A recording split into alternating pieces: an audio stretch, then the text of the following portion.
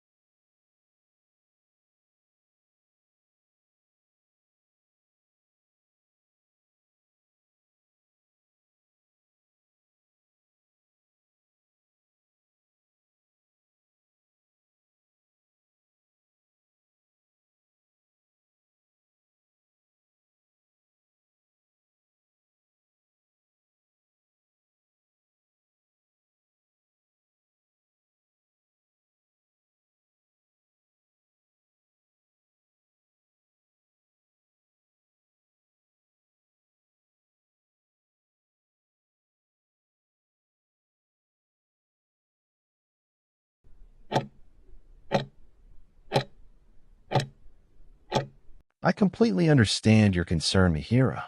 It can feel overwhelming to think about additional tests when you believe the issue is straightforward.